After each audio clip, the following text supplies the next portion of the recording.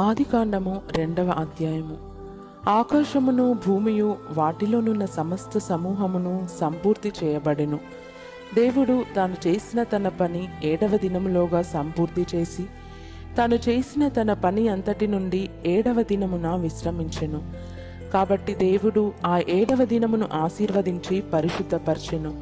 ఏలయనగా దానిలో దేవుడు తాను చేసినట్టుయు సృజించినట్టుయు తన పని అంతటి నుండి విశ్రమించెను. దేవుడైన యెహోవా భూమిని ఆకాశమును చేసిన దినమందు భూమి ఆకాశములు సృజించబడినప్పుడు వాటి వాటి ఉత్పత్తి క్రమము ఇదే.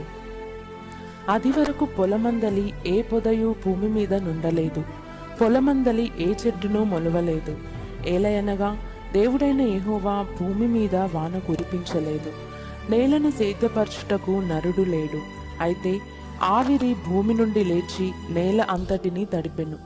దేవుడైన యెహోవా నేలమంటితో నరుని నిర్మించి వాని నాసికారంధ్రములలో జీవవాయువును ఊదగా నరుడు జీవాత్మ ఆయను.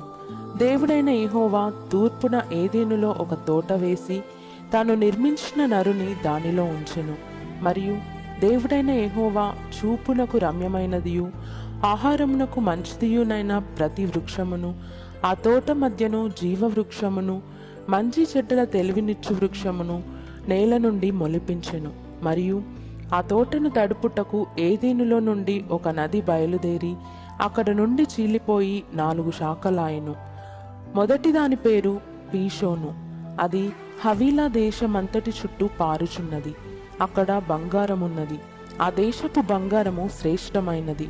అక్కడ బోలమును గోమేధికములను దొరుకును. రెండవ నది పేరు గీహోను.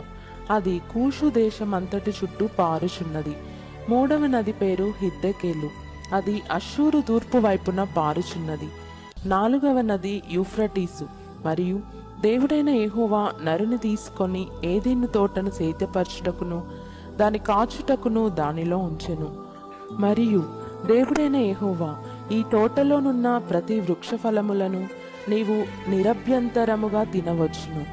అయితే మంచి చెడ్డల తెలివినిచ్చు వృక్షఫలములను తినకూడదు. నీవు వాటిని దినమున నిశ్చయముగా చచ్చెదవని నరునికి ఆజ్ఞాపించెను. మరియు దేవుడైన యెహోవా నరుడు ఒంటరిగా నుండుట మంచిది కాదు, వానికి సాటి అయిన సహాయమును వాని కొరకు చేయుదుననుకొనెను. దేవుడైన యెహోవా ప్రతి భూజంతువును ప్రతి ఆకాశ పక్షిని నేల నుండి నిర్మించి ఆదాము వాటికి ఏ పేరు పెట్టునో చూచుటకు అతని యొద్దకు వాటిని రప్పించెను. జీవము గల ప్రతిదానికి ఆదాము ఏ పేరు పెట్టెనో ఆ పేరు దానికి కలిగెను. అప్పుడు ఆదాము సమస్త పశువులకును ఆకాశ పక్షులకును సమస్త భూజంతువులకును పేరులు పెట్టెను. అయినను ఆదామునకు సాటి అయిన సహాయము అతనికి లేకపోయెను. అప్పుడు దేవుడైన యెహోవా ఆదామునకు గాఢ నిద్ర కలుగజేసి అతడు నిద్రించినప్పుడు అతని ప్రక్కటెముకలలో ఒక దానిని తీసుకొని ఆ చోటును మాంసముతో పూడ్చివేసెను. తరువాత దేవుడైన యెహోవా తాను ఆదాము నుండి తీసిన ప్రక్కటెముకను స్త్రీనిగా నిర్మించి ఆమెను ఆదాము నొద్దకు తీసుకొని వచ్చెను.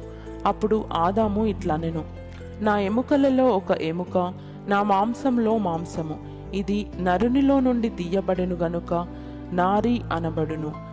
కాబట్టి పురుషుడు తన తండ్రిని తన తల్లిని విడిచి తన భార్యను హత్తుకొనును, వారు ఏక శరీరమై ఉందురు. అప్పుడు ఆదామును అతని భార్యయు వారిద్దరూ దిగంబరులుగా నుండిరి. అయితే వారు సిగ్గు ఎరుగక యుండిరి.